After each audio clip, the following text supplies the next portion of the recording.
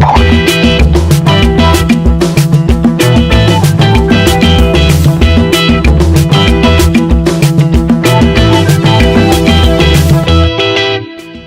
you to the sponsor of this season of the Healthy Dog Pod, Field Day. Field Day is an Australian-made and owned dog health and wellness brand that creates products to help your dog live the best and healthiest life, inside and out. Field Day has a range of whole food meal toppers that target the top 4 health concerns for dogs: joints, digestion, anxiety, and skin. They're also really easy to use. You simply add them to the food that your dog already loves. You can also look after your dog's skin and coat health with Field Day's brand new grooming range. Field Day also donates 1% of all online profits to Pets of the Homeless. This is a charity that works to help keep vulnerable people and their pets together by alleviating the burden of providing essential pet care during times of hardship. You can shop the Field Day range online now at fielddaypet.com.au and use the code HDP10 for 10% off site-wide. That's HDP10 for 10% off.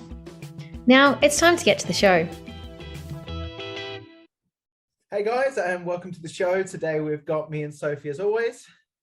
And we're joined with Mel Ritterman from Cooper & Kids down in Melbourne. Hey Mel. Hey guys, thanks for having me. Absolute pleasure, mate. Nice to see you again.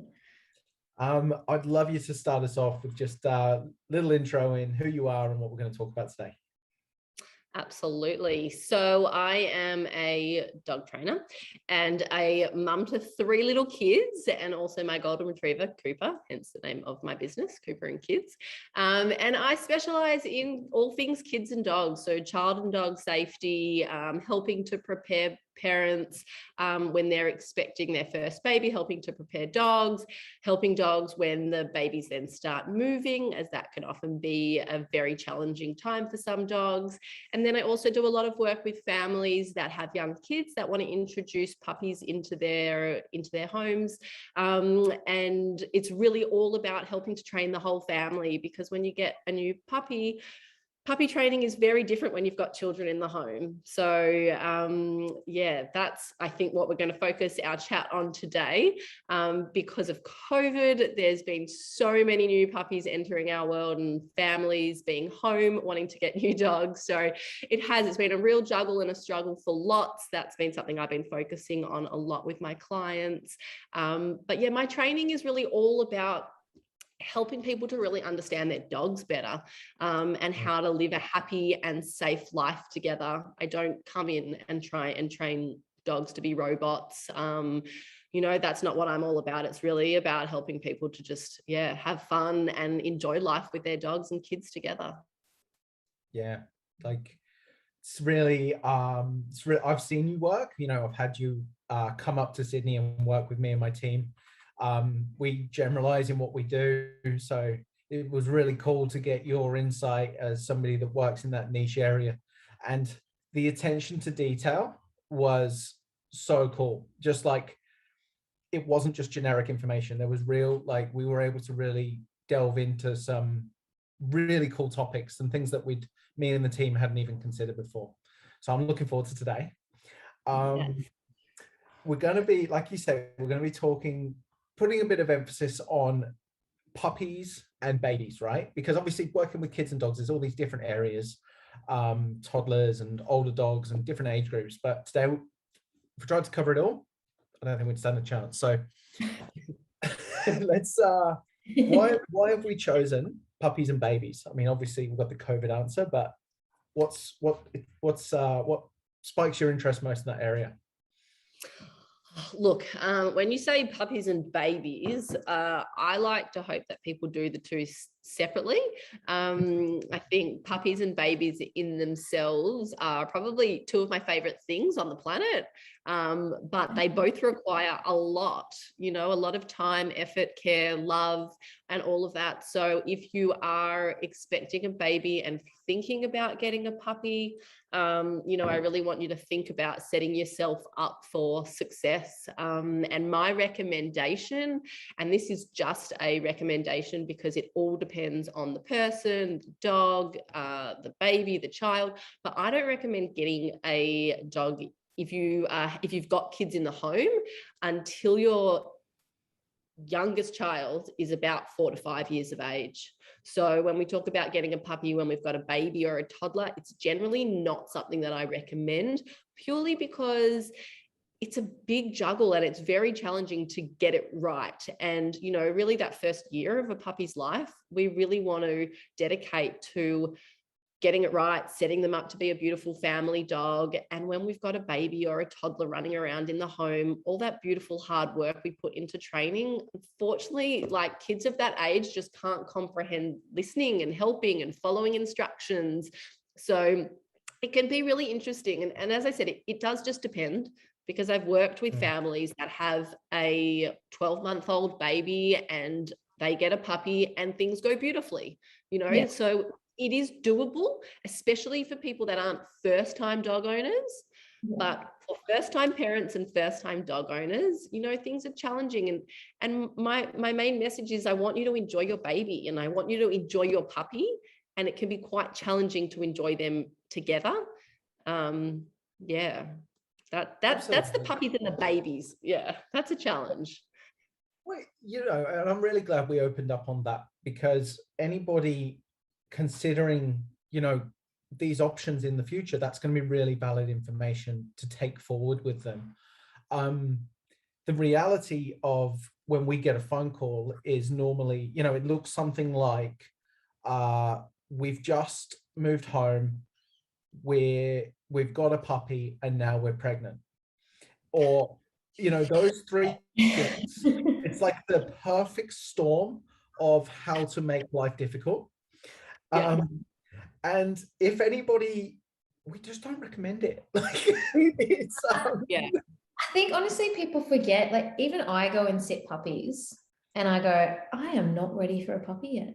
Like they are so much work, you know, the toilet training, the sleeping, the leash walking, the biting, like there's so much more that you have to think about. And I think we kind of forget about that as well. We're just like, oh, we want this cute little puppy, and then adding a baby into the mix. Absolutely. It's a whole new level, you know, of management and really, you know, the time that you need to put in. But then also you can't just go and have a shower. You know, you've got to think to yourself before you have a shower, okay, where's the baby? Where's the dog? Let's make sure they're safe. You know, like, so you've really got to start thinking about everything. And as a new mum who's sleep deprived and hormonal and, you know, dealing with like, that's just hard. Hard. Yeah. And people tend to gravitate to one of two extremes, either how everything can go wrong, or that it's going to be magic rainbow land where everything is amazing and we've got free range puppy baby relationship. And what I think I'd love to do today is just go through some realities, like what are the things that people can put in place to make sure that they set themselves up for success. You know, me and you have worked on a couple of cases together where we're teaching people how to put things in place, and it's not necessarily that it's going to go wrong, but making sure that things are set up so that you can take your time if you need to, because what we don't want is everybody to find themselves in the deep end and then got nothing to help them swim.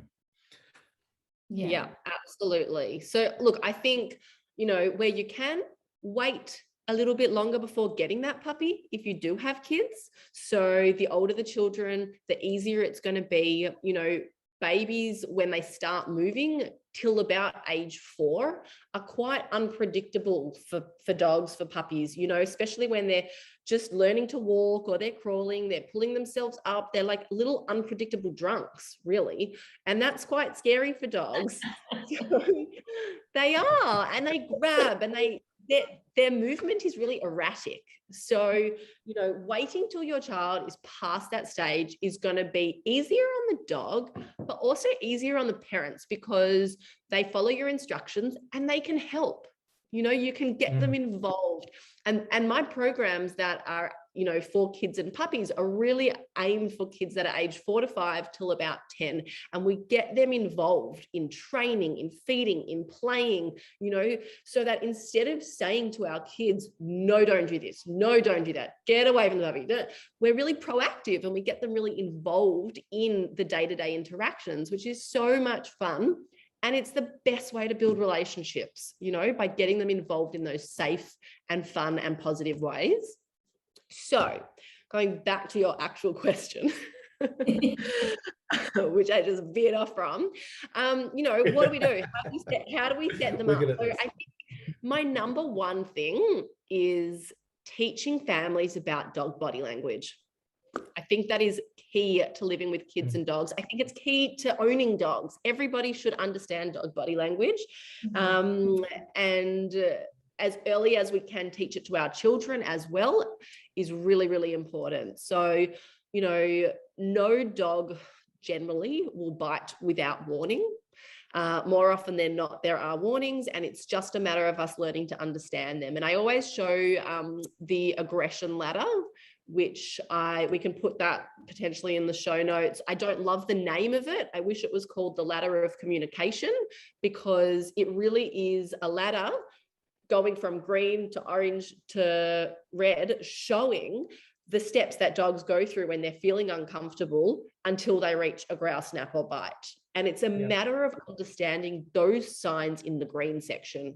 You know, we want to understand, we want to see when a dog licks their lips, yawns, turns their head away, shakes off, shows their whale eyes. You know, there are so many of these subtle signs that dogs do to let us know when they're feeling uncomfortable.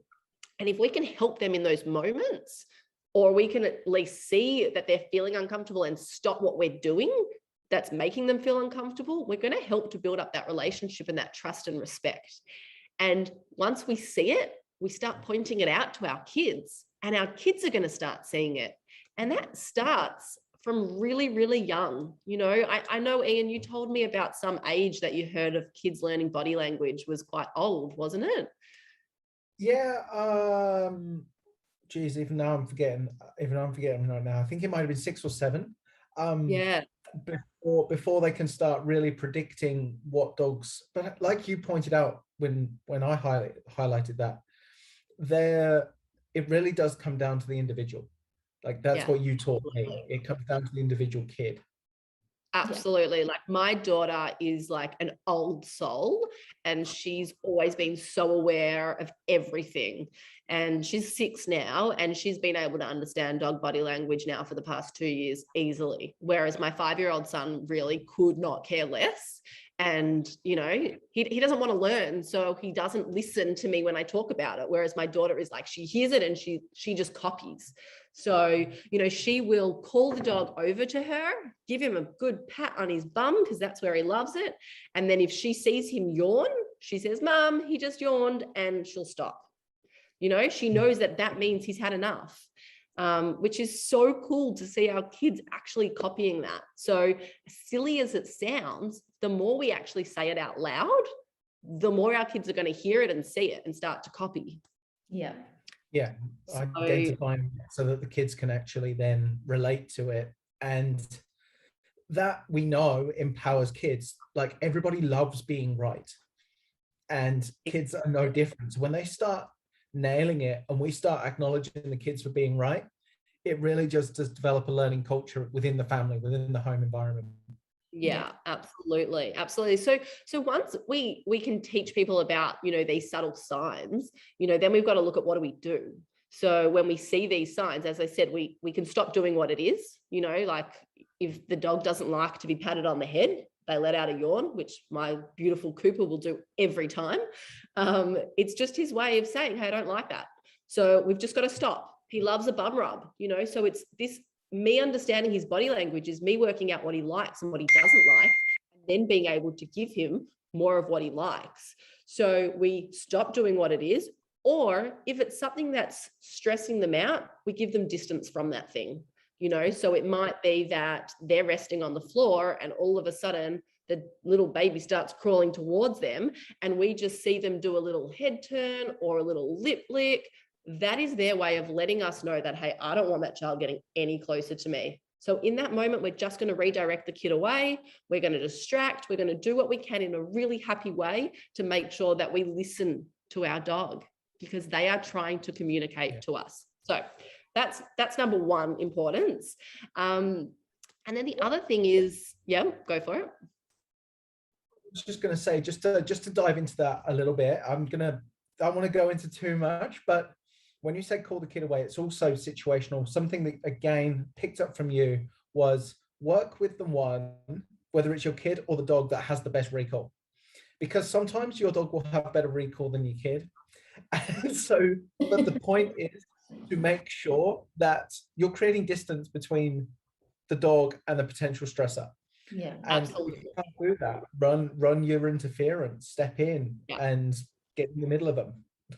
Sorry, Mel, going to cut you off there. So the reason why I didn't say that in that scenario was because I was talking about a dog that was sleeping or resting, and I do think that it is important that we redirect the dog away if the child is too young to listen, or if the dog is reactive when we pick the child up really close to them. And some dogs find that really challenging. If there is a baby really close to them and the parent picks the baby up, some dogs will have a natural reaction to nip, especially the working, herding dogs. So like you said, it's situational. We've got to know the dog. We've got to know how they sort of respond. And if we can't redirect either the dog or the child, we put the adult in between. So if we can see the dog's feeling uncomfortable, the child's approaching, we just feel like we can't move either one away, let's put the adult in between and then try and steer the child away. But yeah, I generally think that dogs do listen better than kids and are easier to redirect away from kids. So having a really great, strong recall on your dog, or go find your ball, go get your rope, some of those skills, teaching dogs those things are really beautiful, positive ways to be able to redirect in those moments. What about like in management terms, having a pen for the dog or for the child, how do you approach that? Like which one do you decide to put where? So that was my number 2 on my importance list when we've got kids and dogs, is having management in place. Okay. Some people are so closed off to it. They just don't want to put a baby gate in their house. They don't want to, put a playpen. They don't want to ruin the design or how pretty their house looks. So number 1, you can get nice looking stuff to help separate. The reason why we separate kids and dogs, right, is for safety, number 1, but also to help give everybody a break, because managing and watching puppies and kids together, or dogs and toddlers and babies together, is a full-on job. It's tiring for parents, okay? Really tiring for parents. But think about how tiring it is for the dog too, to know that there's always going to be a child approaching them. They're struggling to rest. They're struggling to sleep. So looking at baby gates and playpens and closing doors and things like that, it shouldn't be seen as a punishment. It should be seen as a way to give the dog a break from the child and give the parents a break from supervising 24/7. I do think it's really important that, depending on the dog, that we build up to making the dog feel safe and happy on the other side of whatever it is we use. So I use a lot of Kongs and licky mats and Topples and snuffle mats and all those different fun enrichment toys. I find them very helpful in managing a home with kids and dogs, and a really beautiful way to make separation a real positive thing. Well, that separation note is really important, whether it's probably, I'm not a dad yet. I can't wait, but I'm not yet. But one thing that we know with puppies is we don't want to create an over-dependency to the point where we get separation issues. And same deal, I'm sure, with kids. Like, if we want to make sure that they've got healthy degrees of separation from one another, so that they've got the coping skills. And, I use this example a lot, but I love my partner more than anyone on this earth. But I also appreciate time on my own. And I think it's weird and unhealthy to be around anyone 24 hours a day. So yeah, we all know about that now too, especially with COVID. Like, more than ever, we appreciate time to ourselves. Just saying it before, I've had the house to myself, and then now my partner's home, and I'm like, this idea, like people get caught up, I think they get wrapped up in the idea that I want them to be best friends. Yes. Like my best friends are also the people that know when to leave me alone. And that's Yeah. a big factor. Yes. So Ian, I go into homes and very often I say to the kids, how do you feel, when mum and dad just want to hug and kiss you all day long, or how do you feel when you get woken up from your sleep? Really put it on them, and they don't want to be smothered by their parents all day long. Oh my gosh, like no way. So, and then I say, well, the puppy feels the same way too, and really puppies need 18 to 20 hours sleep a day, which is huge. So it is so important that they get uninterrupted sleep, but it's so hard for kids to get that. So it's a constant battle, but a playpen is a beautiful way to give them that separation and get that sleep without hopefully being poked and prodded. Having that actual location as well can really help identify it for the whole family. I've found, kids that are old enough to get this, I've had, those conversations where, especially if they've got siblings, they really get this. I'll have the conversation around, okay, so you're in your bedroom and your sister walks in. How do you feel the first time? Well, they're normally they're more tolerant. They might actually enjoy it. But then I'm like, what about the second? And what about the third? And then they go, oh no, I just want it to go away. I just want my space. And we can then transfer the same emotional feeling around their personal space to make that understandable for how the puppy feels about his personal space. And then we've got the other side of the coin completely, which is actually making the puppy comfortable with that idea of being separate, which is another matter altogether. Yeah. Absolutely. Yeah. I mean, another nice thing that I do with kids too, when puppies are sleeping or resting is, and this is very age dependent because some kids will look at me and roll their eyes, but for the younger kids is teaching them to wave, blow a kiss, that sort of stuff. When it's bedtime, my 2-year-old always wants to say goodnight to Cooper, but Cooper's fast asleep at that point on my bed. So we blow him a kiss every night. That is such a time. That's a very common moment where dog bites occur, where dogs are fast asleep, child is going to bed at night, goes up to the dog, gives it a kiss on the head to say goodnight. Dangerous situation. So where we can, we want to teach kids, leave sleeping, resting dogs alone, leave dogs alone when they're eating. If they insist on interacting, waving, blowing kisses, that is the best thing that they can do. And, kissing and hugging dogs isn't the way dogs show affection to each other. And that's a really hard thing for kids to understand too. Like that's how we as humans show affection to each other, but that's not how dogs do. So by understanding the body language, we can find the things that the dogs love to do. And that's what we want to get the kids involved in. That's how we're going to actually build relationships and bonds between kids and dogs. Well, I saw on your story recently, which I really loved, is getting the kids involved with feeding time. So getting the kids to actually smush the banana on the licky mat and getting the kids to fill the Kong. And then, I think that's really good getting them involved in that way. Yeah. I really liked that you did that. Do you have any more kind of things that you can? So much fun. So my 2-year-old yesterday actually asked me if he could do that, which I loved because he loves Cooper so much and he just doesn't know how to express it. Yeah. And he's a golden retriever. So if you want to show him that you love him, you're going to feed him. So, getting him involved in putting the little pieces in the little spots, all that stuff for a 2-year-old, that is so good for them, builds up skills. But it's a beautiful bonding activity, like making him be the one to put it on the floor and give it to the dog. I scatter feed my dog often. We've got a big front yard with grass, and instead of feeding him his breakfast in a bowl, we'll go outside and throw his breakfast in the grass. But when I do it, why should I do it? The kids want to do it, so hey, let's call all 3 kids over and you can all have a go. You've got to know your dog, and if the dog is not okay with that, you might put the dog in another room while the kids do it and then bring them out. With Coops, we just ask him to sit and he watches us scatter the food, and then we tell him to go find it and he goes and finds it. But making sure that the kids stand back when the dog is eating. We don't want to get too close. That's an awesome one. There's so many games and things that you can do with kids and dogs that are fun. And that's, probably message number 3 is kids need to be the good ones in this. So they're never to be the ones to tell the puppy off. They're never to be the ones to take a toy or to take a shoe, out of the puppy's mouth.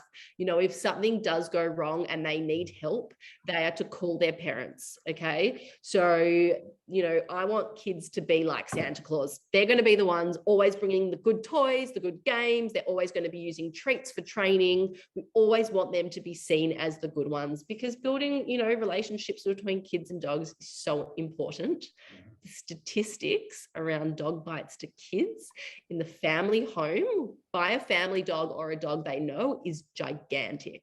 So the last study I saw, it was like 84% or something of dog bites are to children in the family home. Look, the study was done quite a few years ago. I think it was like 2018, but huge. In America, it's 77%. I know in Canada, it tripled during COVID. So the more we can fill up, our dogs' buckets and really do good stuff, and build up those relationships in safe ways that the dog enjoys, the more we're going to avoid this stuff from happening. And I think I'm watching, I know that you guys can't see Soph, but I'm like watching her body. She's like shivering as we speak. I literally just got shivers. Like I literally did when you said that. My whole body just shivered. So, so being able to understand body language, as I said before, is so important, because no dog actually wants to bite. It's just their way of communicating, because they haven't been heard. It's like they've just had enough already. So the more we can do really awesome stuff with kids and dogs, the more we can help our dogs when they feel uncomfortable, we're going to be able to avoid that stuff from happening. And also, this is another one to mention, is really teaching kids not to approach and invade a dog's space. Yeah. So when they want to interact, we give the dog a choice. And this is what I said before about, do you like being hugged and kissed all day from your parents? Well, no, nor do dogs. So let's ask them. Let's sit on the floor if it's a puppy, and let's call them over. If they come running over and they come sitting on our lap, let's give them a pat, but let's make sure that we don't hold them so they can't get out. We want to always give them an option to escape if they want to escape. And if they don't feel like a hug, a pat, a game, we just leave them alone, which is a very hard concept for kids to grasp. I think a big thing as well is, like you said it yourself, like we've got to set the kids up. That comes from the parents, educating the parents, like actually making sure that old school mentalities of, well, it's a dog, it should tolerate my children. That's a fast way to get your dog bitten. Your kid bit. I have had parents reach out to me and say, how do I get my toddler to stop biting my dog? Oh, I bet you have. Yeah. So I have. Now still waiting to happen. But the parents can go a long way to making sure that they model what they want to see. So being respectful of their dog space themselves, not doing behaviors that, while the dog might tolerate it for the parents, like putting your face in the dog's face. Like if your dog loves it when you do it, that's great, but don't do it in front of your kids, because your kids are going to mirror that behavior and copy it, and that's a recipe for disaster. And I love that you're saying this. I feel like you really listened to our session together, because I feel like you've taken the words out of my mouth. It's beautiful. Keep going. But also not just the behavior, but they being our dogs. You froze, sorry. Oh, it's okay. We're good. That's it.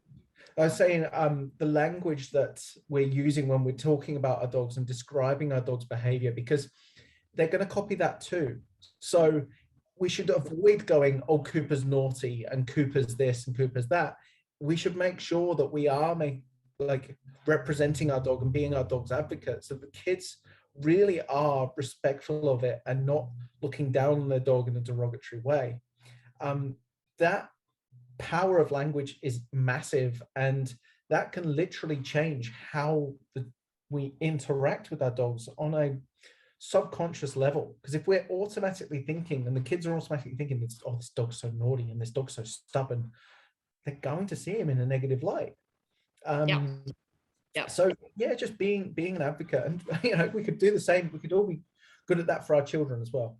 Yeah, and look, and especially when we're dealing with puppies with razor blade teeth, really letting people know that their sharp teeth, they're not hurting them. They're not doing it because they want to hurt them. They're doing it because that's how puppies play with other puppies. They're not intentionally being mean. I think once kids realize that and what's going on, we can make a friendship happen, because I often see kids that are actually scared of their new puppy. They're so excited to bring this dog home, and then all of a sudden they're just running away because they just can't deal with these teeth.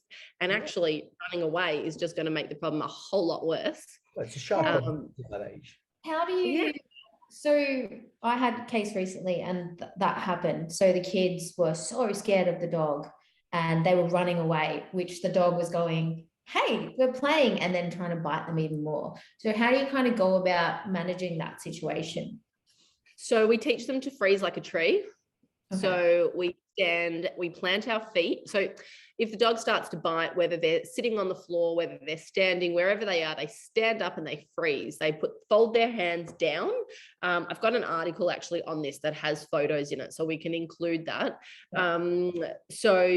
Just standing as still as possible and shouting once, "Mom," or "Dad," and getting someone to come and help and redirect the puppy in that moment. So, just the usual way that we teach of, if we're running and screaming, we're actually giving the puppy attention and turning it into a game, versus if we stand really still, the puppy's going to realize, hey, this is really boring, and probably just walk away anyway.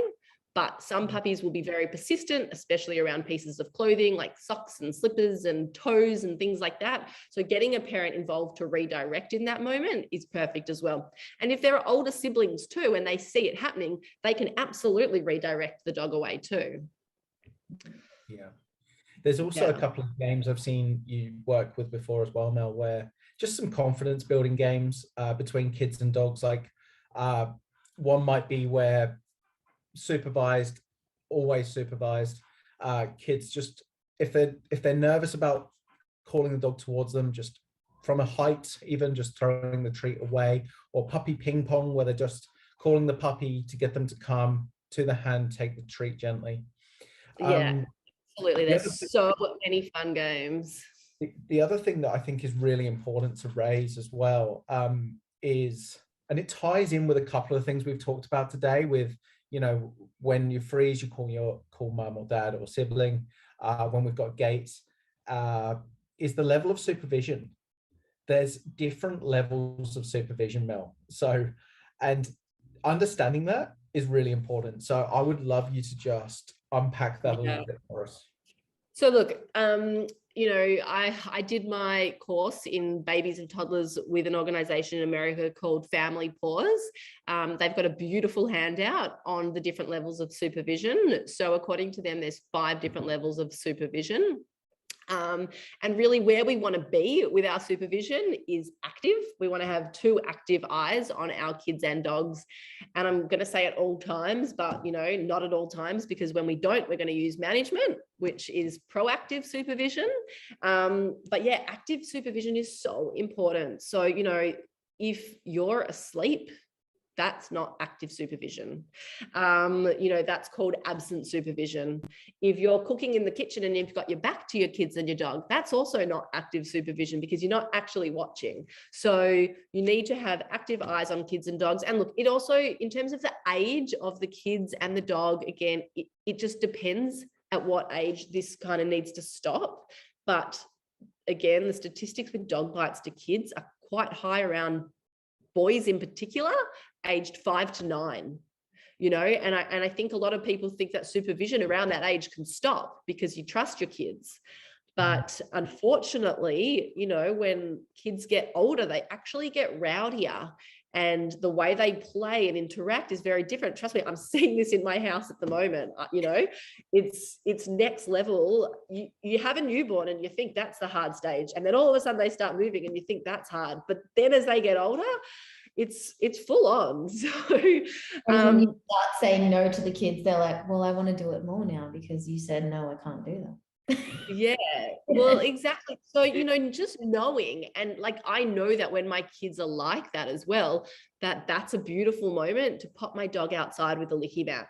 He actually loves being outside when he's got a Kong or a licky mat. He's so happy, especially when the kids are going crazy inside, because he knows he's getting a break and he's getting something delicious. So it's a win-win for all. We've got to be careful because like the precursors to it going wrong can look quite innocent. I've seen the simplest precursor to the kids getting jumped on or even bitten is the dog. When the activity levels spike in the children, the dog shows more intensity, just shadowing. And if we're not careful, sometimes, of course, it's very innocent and the dog genuinely wants to play. But if you're seeing shadowing and nice loose behavior, then that's probably what you're looking at. But if you're seeing shadowing and tension and standing and staring, you're probably seeing your dog communicating in his own way, but to the trained eye very clearly, I'm finding this really stressful. And also licking, a lot of licking, excessive licking in those moments too. A lot of people think that means, oh my God, my dog loves my kid, they're obsessed. But that obsessive licking can actually mean your dog is incredibly overwhelmed and stressed. So like you said, it's looking at the whole body in those moments, and giving the dog some direction. Yeah. And that's why, go back to your first point about body language. Get somebody in that can really explain to you, just objectively watch a situation and go, this is how your dog is interpreting this, because we have this emotional connection with our own families and our own dogs. And sometimes it does take that objective lens to just filter through all the emotion and go, oh no, that's what's really happening. I think at the moment, TikTok and Instagram are kind of killing this industry a bit, because you see them people putting kids on dogs and like making them sit together, and I'm almost watching them cringing because I can see all these body language signals and just going, how can they not see what's going on? So I think it's so important to definitely learn about that, get someone to teach you about that, because in the end, if the dog does bite the child, it's always going to be the dog's fault in the end, unfortunately. So very rarely the dog's fault, right? Yeah. Right. Exactly. So just going back as well to the types of supervision as well, another one of the types of supervision is reactive supervision, where a parent will be watching, but when they see something about to go wrong, will jump in and react in a negative way and scream and shout. And look, we're all human. I've screamed and shouted as well, but it never works. It never helps. And actually what it can do is start to create a negative association between the dog and the child, where either the dog starts to become fearful of the child, or the child starts to become fearful of the dog. So that's what we were talking about before, about redirecting in a positive way rather than acting in a reactive way. That's really, really important. And the best way to avoid that is with effective management, with your baby gates, with making sure that you are proactive to avoid being reactive. Yeah, absolutely. If you're not actively supervising with 2 eyes, baby gates, playpens, closing doors, that is the safest way to go, guys. Sure. Okay, mate, that has been so good. It's so informative. I always love listening to you speak. I love it. And just to add in as well, like, I know I didn't really go into anything in detail in terms of games and activities for kids and dogs, but I've got a lot on my Instagram, on my IGTVs. I've got a few more coming because I filmed a whole lot of stuff for Get Wag. So I've got a whole lot of fun videos that I've done with my kids and Cooper. There's lots of videos, lots of ideas, rainy day activities to do with kids and dogs. So that's a good place to look. We include all of that in the resources with the episode. Yeah, definitely. Awesome. Well, thank you for having me. It's always fun chatting. We could always talk for days about this stuff. Whenever we get chatting, it's never short. So you got to cut me off.